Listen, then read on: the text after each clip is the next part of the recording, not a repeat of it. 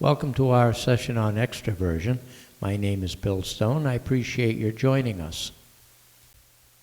Like agreeableness and conscientiousness, extroversion is one of those below-the-waterline behavioral preferences that can control how we perform on a day-to-day basis. We can measure it, we can learn to develop it, and we can apply it to business decision-making with greater efficiency as we become more self-aware of how we utilize our preferred behaviors.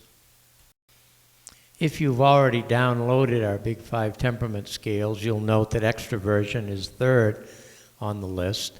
If you haven't downloaded it yet, I invite you to go to our site and download a free copy.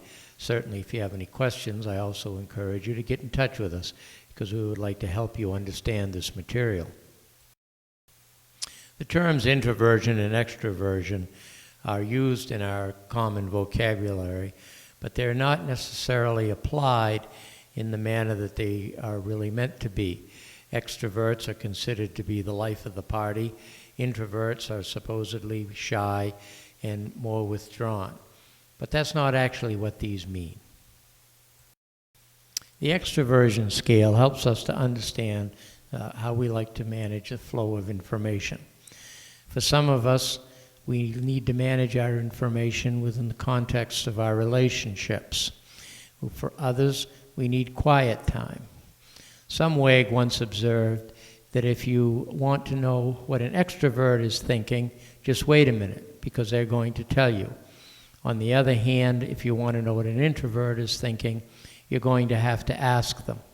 Well, in terms of relationships in the workplace, if we're an introvert, we want to be certain to express ourselves so that we can contribute to the task building, resolving efforts.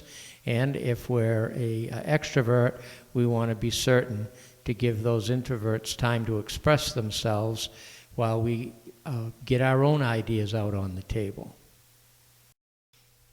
Introverts prefer to work in the background and don't need a lot of social interaction. For example, an introvert might be happier as a warehouse worker as opposed to dealing directly with customers, which would be the preference for the extrovert who enjoys meeting people and seek opportunities to carry on conversations with coworkers. I worked in a situation once where there was a group of extroverts and one introvert. The introvert was responsible for doing a lot of public speaking and had a great sense of humor. People who heard him speak said he must be the life of the party in the office because he's so funny. And the extrovert says, no, he gets back from his speech, crawls into his cave, and we don't see any or hear from him. Introverts who find themselves in social situations can certainly function and do just fine. However, they will need time to decompress by themselves. On the other hand, an extrovert left to themselves will need to interact with people in order to re-energize. Meetings can be the bane of introverts and energizing for extroverts. But certainly meetings are important as a way to exchange information. The trick is to become sensitive to how much relationship building is productive and how much of it distracts from the accomplishment of tasks. The introverts in the group can help keep you on task, while the extroverts can help you build the relationships you need to be able to work together as a team.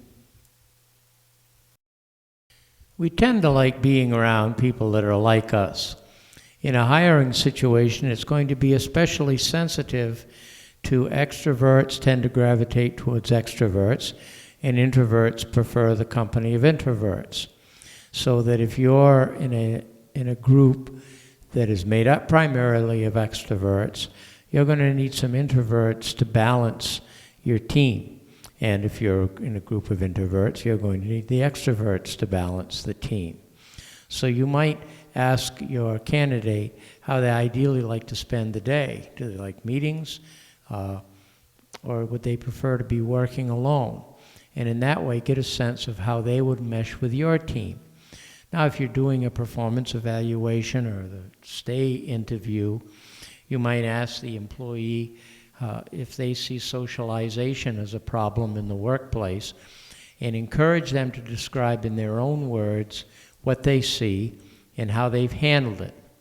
Again, it's going to be important to get them to explain the situation so that you'll develop some vocabulary to coach them in the future. Thank you for watching our Extroversion session. If you have not downloaded the Big 5 Temperament Scales, you might want to take an opportunity to do that now. And in the meantime, let's move on to the next workshop session, Openness. This is Bill Stone, and thank you for joining us.